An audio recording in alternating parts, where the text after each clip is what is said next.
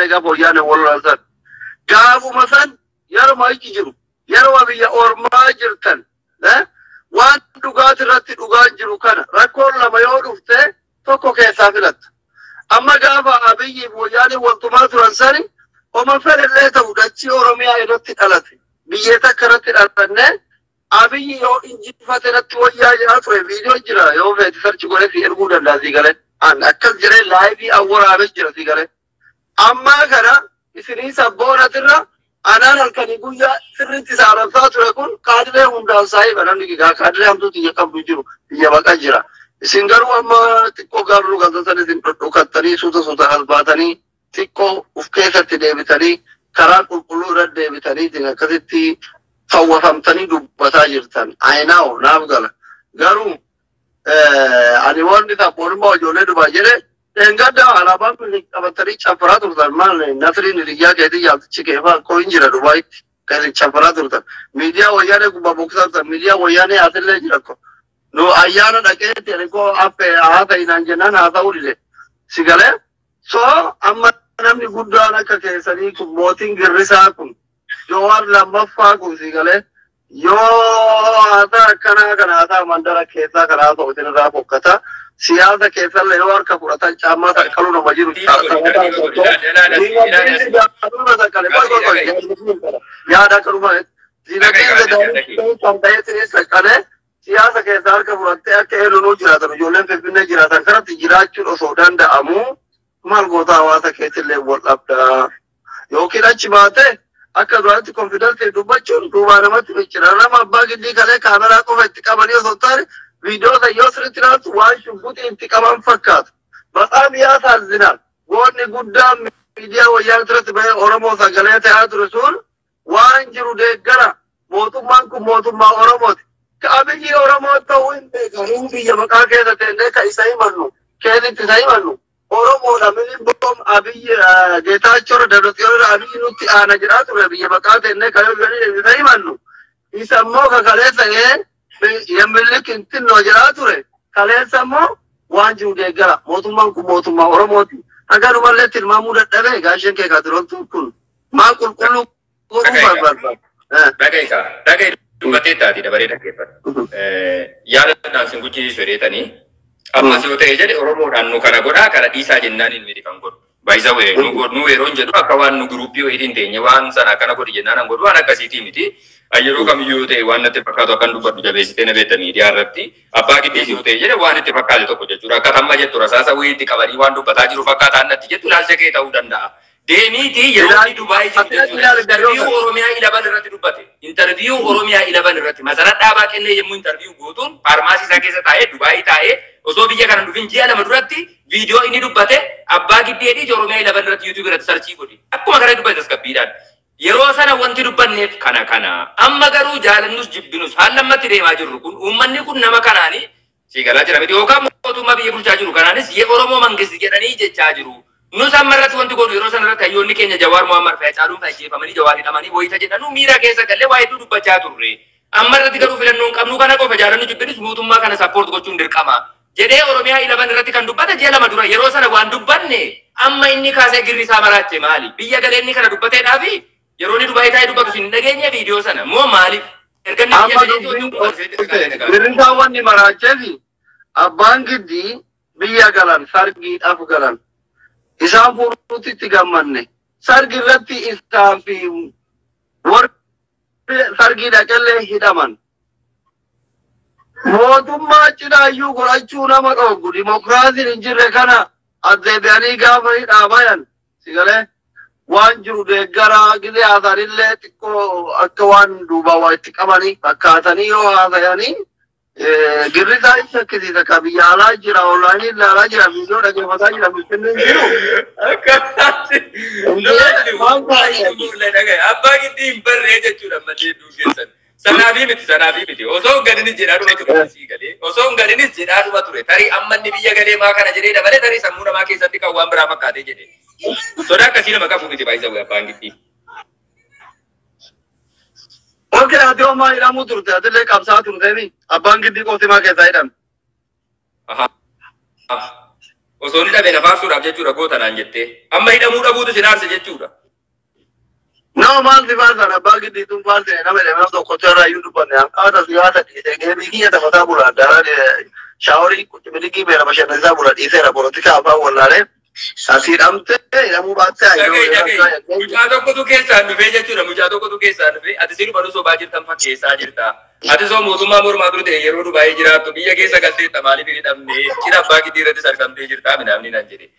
Nama keenya biratti jaallatamuudhaaf dirqama hidhamuu qabdaadha. Warrumti amma kana naan jedhaa jiru boru yoon ka'ee dhaqee mana dhaagalee jechuudha. Mucaasuun sabboodhaadha Oromoodhaa akkana godhe waan inni kaleessa gaarii hojjedhu hundamma dhaqii gaddachaase jechuudha sii galee. Hanga akkasitti taanetti anamma maal keessa akkan jiru quban hin qabu. Tarii ilaalcha isaaniitti akka waan inni lafa wayii argadhee waa wayii argadhee yookaan rasaasni wayii irratti qabamee jechuudha. Akkana dubbadhu jennaan qaamni wayii naa jatee sodaa nama tokkootiif uumite. Asirratti waan hin kakadhee akkana akkas jedhuuf hin jiru. Eenyuyyuu waan hin godhu eenyuyyuu waan hin godhu. Si gale mootummaa dhiyoote biyya kana keessan jira yeroo fedhetti kana balleessite kana goote jedhee na hidhuu danda'a badii nan hin balleessee sin balleessinetti jechuudha si gale sana ofii kootti murteeffadheen jiraachaa jira jechuudha biyya koo keessa si galaa jira miti sa'aatii fedhetti waan irratti uumamu kamiyyuu fudhachuudhaaf qophiidhaan jechuudha si gale asirratti faaruu nama tokkooyyuu yookaan kabaja nama tokkooyyuu yookaan ammoo jaalala nama tokkooyyuu argachuudha jedheetii miti garuu anammoo wanti hin dubbachuuf bahe Itoophiyiin kanaa guddaan nam tokko dimshaashaan faarsuus qeequus yoo ta'e jedhe sa'aatii fedhet abbaan giddii kaleessa mootummaa sana achi taa'ee mormu hadha yoo biyya keessa galee jaalate mirga isaatii kabachiisiifana garagalli qabsoo ofii gaggeeffadhu abbaan giddii dursaa miti hoogganaa miti fakkeenyaaf Jawaar Mohammad Oromoo kanan bakka bu'a jedhee ka'ee deema joonni ka'ee waa balleesse dursaa keenya Oromoon isa jala deemti maaliif saba kana kallattii intarneetti keessa jettee kaatee isa komachuu dandeessa abbaan giddii akkuma keetii aktiivistii tokko waan sammuu isaatti fudhatame tokko waan itti fakkaate tokko sa'aatii fedhetti gochuu dhiisuu mirga guutuu qaba mirgi isaan kabajamuufi namoonni irra guddeessi immoo yeroo biyya alaatiin wal hedduu isaanii wal beekna biyya keessatti iddoo isaan jiran hin beektu sii galee amma biyya keessaa baanutti jechuudha inni akka leencaa biyya alaa taa'ee baroodu biyya keessa yeroo dhufee jedhe amma saree iyyuu hin danda'u sii galee hedduu nama argaa jirra waan ta'eedhaaf jechuudha beenna waan ta'eedhaaf jechuudha sii galee tarii kanuma abbaa giddii kanaa fi kan namoota tokko tokko yoo keessa selleetti gootanii baasuu ta'een alatti akkuma qaama isaa guddatu tarii ija keessa irratti inni qofti akkuma mul'atu wayiitti yoo jechuu ta'een alatti namoota sabboonumtaa akka leencaatti biyya namaa ta'anii baruudaa jechuudha biyya keessa yeroo dhufan iddoo isaan bu'an dhabamu meeqatu jira maqaa baasaa yoo jettan tokko tokko walitti qabbaasuu deemna jechuudha. Lamaan nyaame anama akka obboleessa kiyyaa tokkotti wanni si dhaamu gamanallee uummata marsin deebisini gamatillee qabsaa marta'ee akka ruwaanis itti fufan jedhini noormaalii sa'uu ta'e jiraadhu batashaalee akka tatagaannaa illu qabsoo tokko biizinasa wayii keessa seeni lullee karaa nu garsiifta. Namni dhagaa jiru akka nama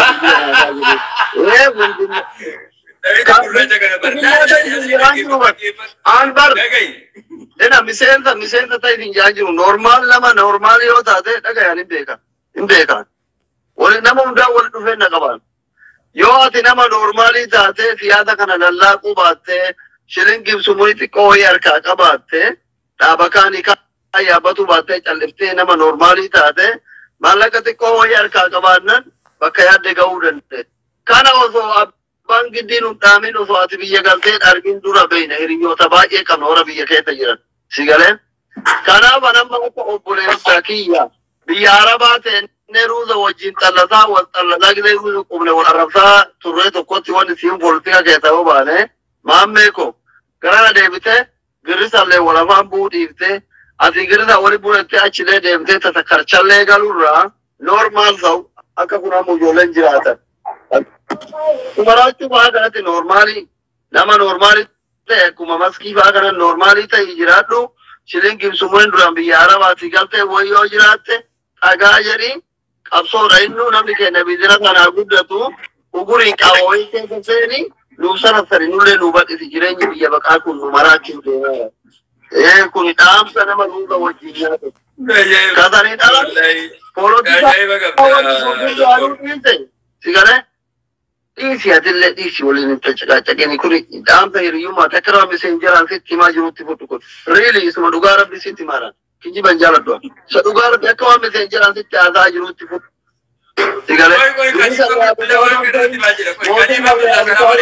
dhaabatam yaababbaatoon ta'u nama normaalii ta'ii jiraadhu qaawwa wayii keessa normaali maan seentee bal'ifachuu dandeettu dhugaadha kun laa'ina kun isa obbolummaati. Katani rafe badi nama sirra kama ado tuma timur tamani bado ni ke gab du bajir tu kama ada ilmu tu komit sagale bol sida ada jir tabada azin kare na tu sodata ada jir ta pura ke terabe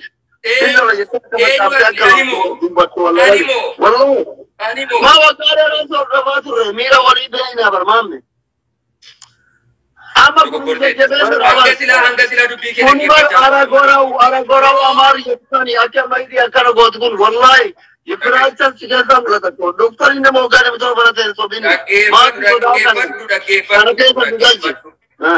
تقول demi torba yoo dhatte biyya saayinaatti baratte ani immoo 27 sana waggaa 70 lamatti jijjiireen siimon baradhee jira jedheen sitti muuf deema jechuudha. Fuula keetti dhaamuu dha. Mee gaarii baraa mun saayiba keetti illee gaarii. Fuula keetti dhaamuu osoo abiyyiin hin dhufin bara wayyaanee keessa biyya taa'ee yeroon kallattiin ba'ee dubbadhu Muhammad bin Aljaziiraa een jedhi hiriyoota kee gaafadhu namootuma sitti siqoo jiran jechuudha sii garee. Mubaarikiin amma si bira jiru jechuudha. Mubaarikiin amma si bira jiru jechuudha kaayiroo dhaga'i. Mubaarikiin amma si bira jiru yeroo sana koomantii yoo guddate koomantii naa godha. Pilaatfoormii tokko irratti waan tokko sochii hin qabu sii garee. Na beeka garuu biyya keessan jira yeroo sana. Annama sodaadhaaf fakkeessaadhaaf akkana lubbuu kooti dantaa qabu miti. Sitti fakkaachuu danda'a amma yeroo akkana dubbatu namoonni baay'een asirratti si dhagahanu dhuguma mucaan kun biyya Dubaayii takka gootaa ta'ee biyya keessa galee sodaatee waanuma keessa koo hoonasti waan jiru open ta'een dubbachaa jira malee nama sodaadhaaf jedhee yeroo kamiyyuu dudduuba deebi'u miti. Fuuldura ba'ee nama dubbattuudha. Wallaahi summa wallaahi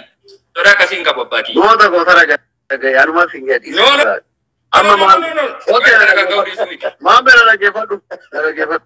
Egaa mee asli kana marataan gurraa dubbii dhugaa fudhadhaa sitti maa dhagaye. Nu nama waggaa dheeraa si hordofaa ture bar dhaloota tiktaakitii miti bar. Tiktaakii koo baasira zaxanii zeeroo hulatti koronaa waliin dhalate bar tiktaak kaleessa waggaa 3 bar. Sigalee qabsoon bara wayyaanetii fi qabsoon ammaas tokkoome sigalee. Maaliif yeroo sanii haguma ta'e warra OPDO kana jala tuuyyuu cinaa qabatta. Poolisiin Oromiyaa tunu hamma tokko gariin badduu nama jirtullee gaarii jira sigalee warri saba ofiitti rifatu jira. Amma sigalee abiyyi yoo tuute kaadiree ta'e akka waan nabii rabbii tuutetti biliksi godhuuf kan barbaadu jira sigalee. Kanaaf osoo beeknuu bahe wajjin jettu sare jire ta'uu bannaati minin boonekko yaara bagar godhanyaa jira. Ndesii attagraarraa akka nama eegduu qabu tokko maal taateeti ta'uu boon Doktor Galif bagana gara. Ini Ahmadi Quran Rabbi dendemu hite bar. Quran Rabbi dendemu demu warrahidu warra ma biya bulchukun. Ala kulli hal. Ana madi zakan so bolumma sidama obolumma wanja so siyasa ke sahabanu. Ati amma bata chale akem are nille dema baira defendille ati rapatera ala gabbam Lijelam masalah biwa kita tunggu ilmu yu dalle gudune famous itaate jirti baita over musalle dana baratu umri gawati andanya raja biya ketira jirta ajiba ulatanya nama normali siyasa pro warri siyasa tuyu atise gara demu wallale chalite isi ujolle finfine kana fakkenna futu riyota jawra finfine kana fakkenna futu Karadani kawa wailu barbadi karadi nagretin kapsai oromo nagayo miramar fiku ko fisiko ban kapsaya kapson karahe duni jarabar manda jende konda doktori karat ye koi me ela doktor kani finer ke silasi ega jirati gorda ke sari